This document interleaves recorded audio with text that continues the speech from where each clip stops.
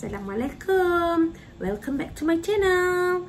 Okay, so sebelum cikgu nak teruskan pengajaran pada hari ini, don't forget to subscribe my channel.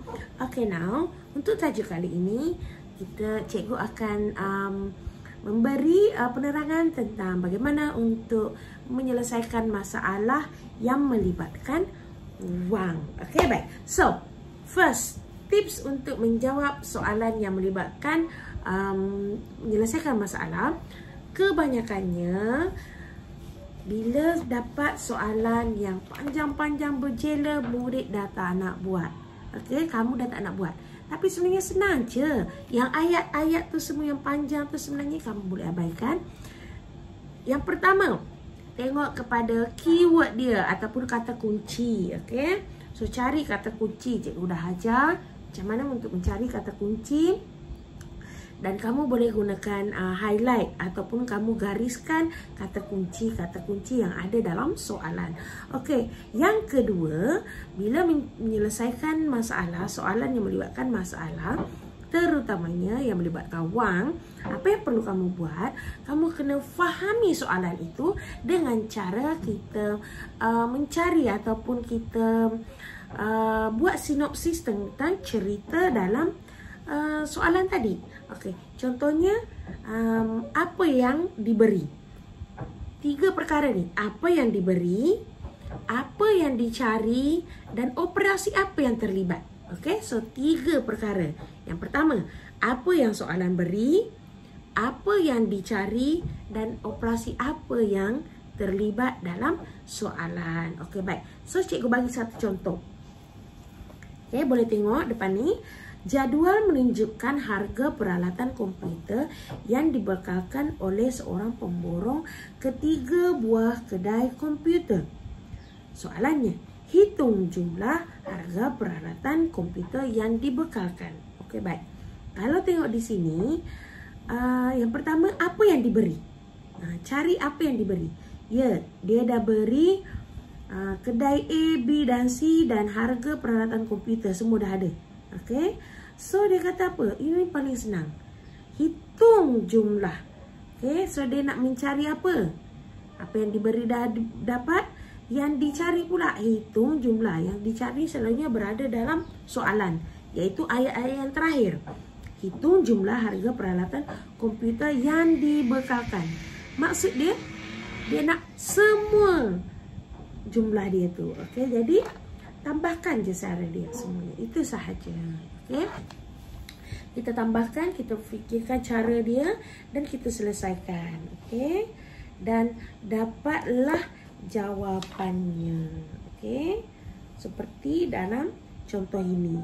Okey. RM12,425.20 ditambah dengan RM19,859 ditambah lagi 28.170 dan akhirnya harga peralatan komputer yang dibekalkan ialah jumlahnya semua RM60,494.20. Okey, baik. Cikgu pergi contoh yang kedua. Korang tengok semua. Contoh yang kedua. Okey. Pada bulan Julai, okey, Anding membayar yuran pengajian anaknya sebanyak RM27,000 menggunakan wang simpanannya sendiri. Tak ada, pandai-pandai pula sendiri. Berjumlah RM85,640.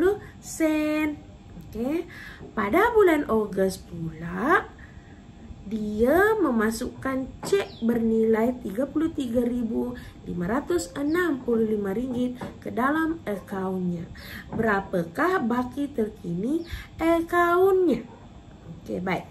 Jadi, kita kena ikut tips yang cikgu beri. Yang pertama tadi, apa yang diberi? Okey, yang pertama, dia dah beri apa? Kamu tengok yang diberi adalah yang nombor-nombor tu. Ada jumlah-jumlah nombor tu.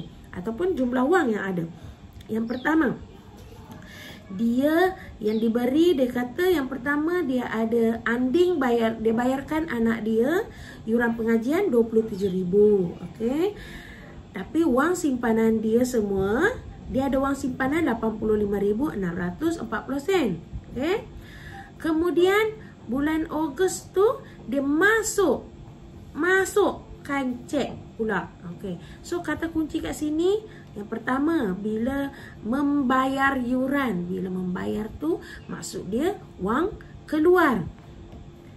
Bila dia sebut masuk, wang masuk. Okey, jadi kat sini kita dah faham dah.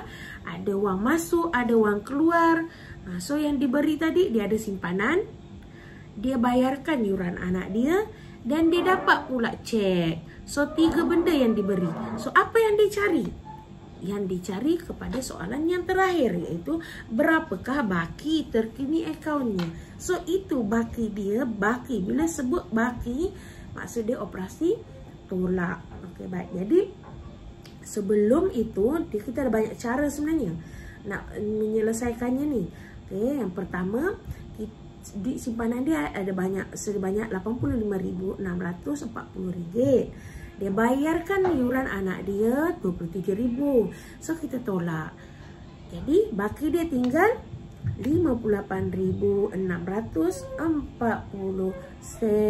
Kemudian dia kata apa? Pada bulan 8 ada cek masuk berjumlah RM33,565. Jadi kita tambah dengan baki tadi yang selepas dia tolak dengan yuran anak dia. Jadi baki yang dia ada sekarang adalah RM95,165.40. Okey, nak lagi soalan contoh. Okey, cikgu bagi contoh yang ketiga. Okey, contoh yang ketiga, korang boleh tengok macam biasa. Kos pemasangan kamera litar tertutup di sebuah rumah kedai ialah RM2,750. Berapakah kos pemasangan yang sama di 8 buah rumah kedai? Ini senang. Okay, kita nampak kat sini, dia sebenarnya tips dia kalau melibatkan operasi penyelesaian masalah. Yang pertama tadi cikgu bagi tahu apa yang diberi. So yang diberi kat sini, untuk satu rumah pemasangan dia 2,750. Okey. Apa yang dicari kat sini? Selalunya apa yang dicari dalam soalan yang ada tanda tanya tu. So apa yang dicari ialah kos untuk rumah kedai yang sama tapi 8 buah rumah kedai. Okey. Jadi kamu boleh agak dah kan? Satu sebanyak 2,750. Dia nak 8. So apa operasinya? Ya, operasinya adalah operasi darab. So, kita darab macam biasa. Boleh guna kaedah lattice ataupun gunakan kaedah lazim. So, boleh tengok jawapannya. Okey, so itu saja. Jadi, apa yang cikgu nak kamu buat ialah buka muka surat buku teks kamu, muka surat 132. Cikgu nak kamu buat latihan muka surat 132 soalan 1 dan 2 sahaja. Cikgu tak nak bagi banyak-banyak, nanti kamu pening kepala. Okey? So ingat muka surat 132 nombor 1 dan 2 sahaja. Okey? Boleh? Okey, itu saja. Jumpa lagi. Terima kasih. Assalamualaikum.